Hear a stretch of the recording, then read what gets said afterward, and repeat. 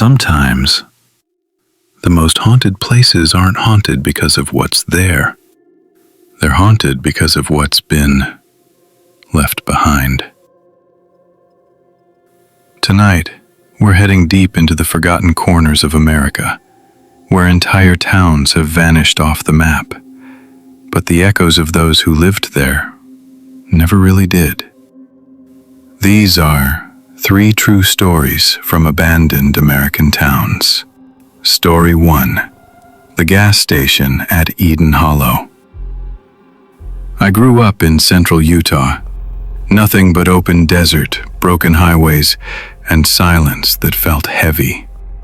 When I was 22, I was doing delivery runs for a construction supply company. Small towns, mining camps, remote sites.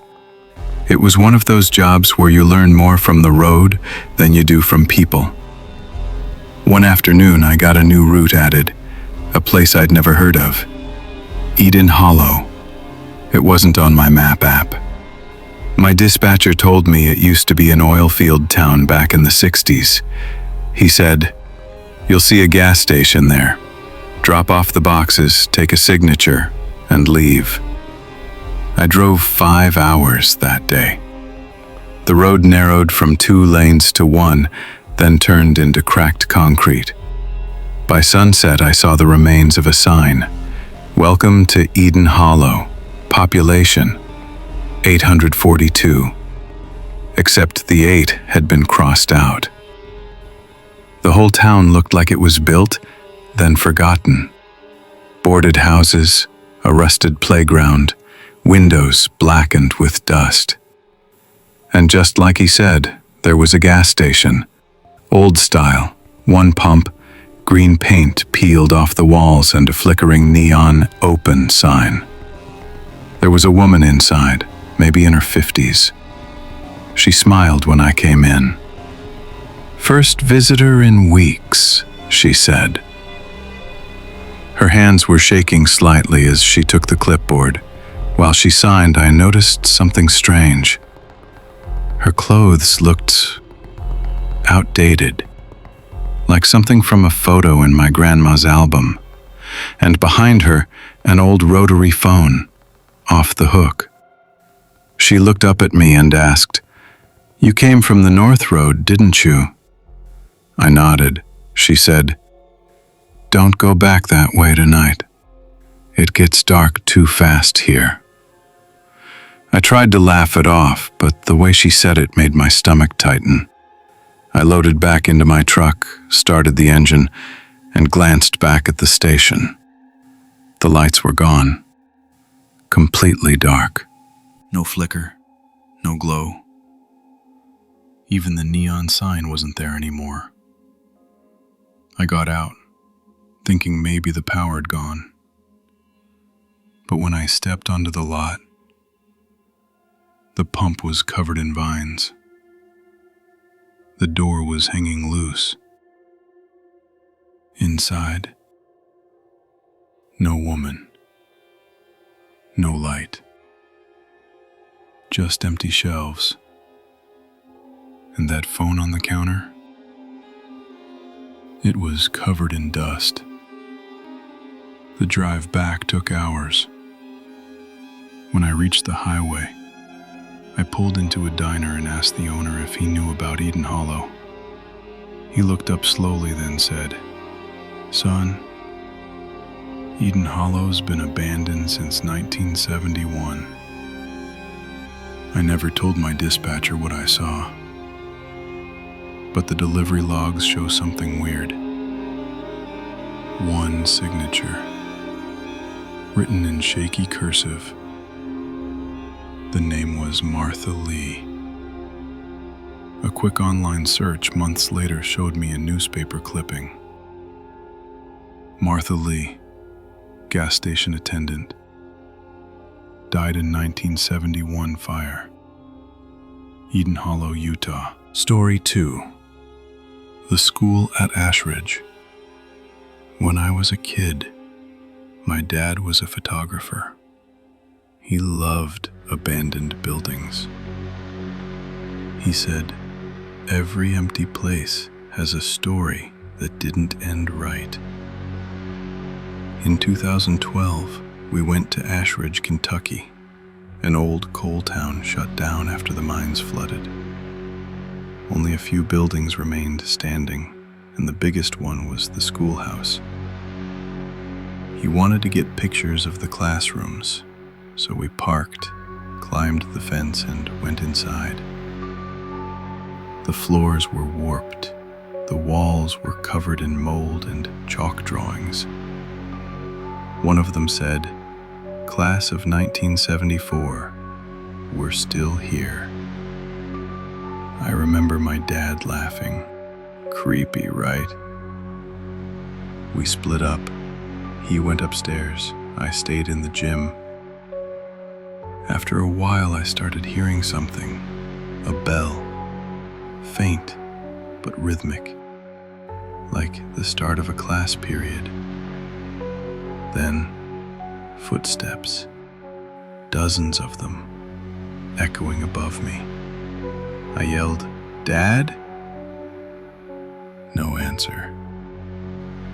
I went up the stairs, each one creaking louder than the last. At the top, I saw a long hallway lined with classroom doors, and one door, room 2B, was closed. I pushed it open. Inside, the desks were set, books open, chairs perfectly aligned, and on the blackboard, fresh chalk letters. "Late again, Michael." My name. I froze. My flashlight started flickering. Then I saw movement at the back of the room. A hand, small, a child's. The silhouette of maybe 10 kids standing together facing the wall. They weren't moving, just standing, shoulder to shoulder. I turned to run, but the hallway was gone. It was just walls, closed in. I screamed for my dad until I heard a camera shutter, and suddenly I was outside. Sunlight. He was standing by the car, pale as paper. He said he'd been looking for me for 2 hours. Said he kept hearing my voice from different rooms. When he developed the photos later, there was one image we didn't take. A class photo. 30 kids, a woman in front, and a boy in the last row, with my face. We never went back. A year later, that school burned down. No one ever found out how. Story 3. The Man Beside the Tracks. Narrator. I work for a rail maintenance crew in Nevada. Most of our lines cut through dead mining towns. Just sand, rust, and silence. There's one stretch we call Mile 74, near a ghost town called Desmond. Everyone hates working that shift. They say people used to jump the train there in the 50s. Miners heading home, who never made it. One winter night, we were fixing signal cables. It was around 2 a.m., freezing cold. I went to check a post near the tunnel, while the rest stayed back at the truck. That's when I saw him.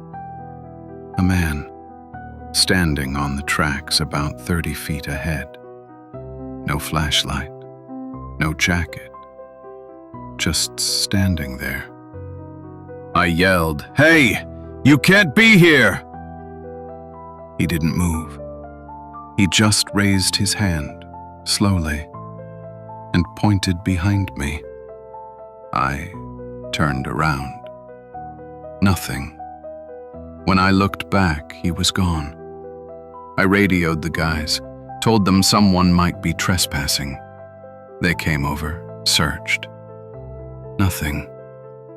But in the snow, we found footprints. Dozens of them, leading straight into the tunnel. The thing is, that tunnel collapsed years ago. No way in. I thought maybe I imagined it until I got home and checked the security cam footage from the truck. There it was. At 2:14 a.m., a tall figure walking along the side of the tracks. And when he turns toward the camera, his face is just light, like his head was glowing. Next morning, my supervisor called me in, said he'd been looking into old records from Desmond. There was a worker named Eli Barrett who used to patrol those tracks in 1956. He died during a tunnel collapse. The last message he sent on the radio was, "Mine's not clear yet. Someone's still out there." The footage was lost a week later after the truck's hard drive crashed. But sometimes, when we pass mile 74, the radio still crackles with static. And through it, a faint voice says, "Line's not clear yet." There are hundreds of abandoned towns scattered across America. Empty streets, dead signals, and names forgotten by time. But sometimes, when the wind cuts through those hollow buildings, it sounds like the town is still alive, trying to remember who it used to be. 3 true stories. Sleep well tonight. If you can.